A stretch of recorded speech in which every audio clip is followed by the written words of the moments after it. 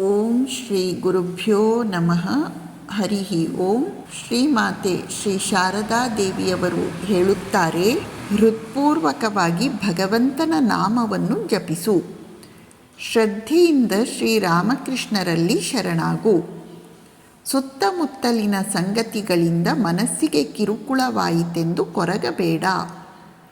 ಸಾಧನೆಯಲ್ಲಿ ನೀನು ಎಷ್ಟರ ಮಟ್ಟಿಗೆ ಮುಂದುವರಿದಿದ್ದೀಯಾ ಎಂದು ಲೆಕ್ಕಾಚಾರ ಹಾಕುತ್ತಾ ಯೋಚನೆ ಮಾಡುತ್ತಾ ಸಮಯ ಹಾಳು ಮಾಡಬೇಡ. ತನ್ನ ಪ್ರಗತಿಯನ್ನು ತಾನೇ ತೀರ್ಮಾನಿಸುವುದು ಅಹಂಕಾರ.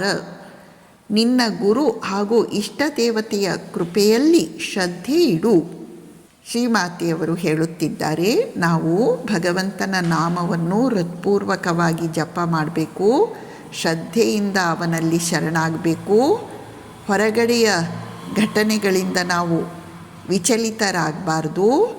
ಸಾಧನೆಯಲ್ಲಿ ನಾವು ಎಷ್ಟು ಮುಂದುವರೆದಿದ್ದೇವೆ ಅಂತ ಅಹಂಕಾರದಿಂದ ಲೆಕ್ಕ ಹಾಕ್ತಾ ಕುಳಿತುಕೊಳ್ಬಾರ್ದು.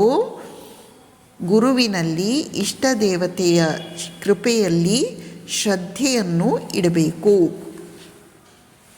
ಮತ್ತೆ ಹೇಳುತ್ತಾರೆ, ಠಾಕೂರರನ್ನು ಅವಲಂಬಿಸಿಕೊಂಡಿರು.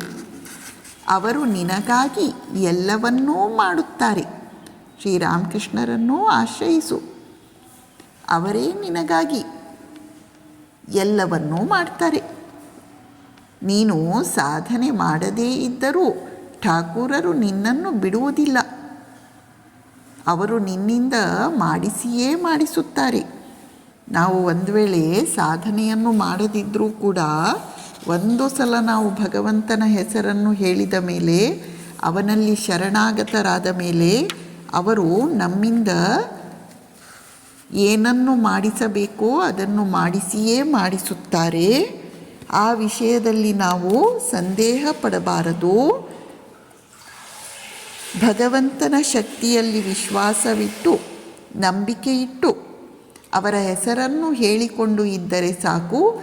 ನಮ್ಮಿಂದ ಯಾವ ಸಾಧನೆಯನ್ನು ಮಾಡಿಸಬೇಕಾಗಿದೆಯೋ ಅದನ್ನು ಶ್ರೀರಾಮಕೃಷ್ಣರೇ ಮಾಡಿಸುತ್ತಾರೆ. ನಮಸ್ಕಾರ.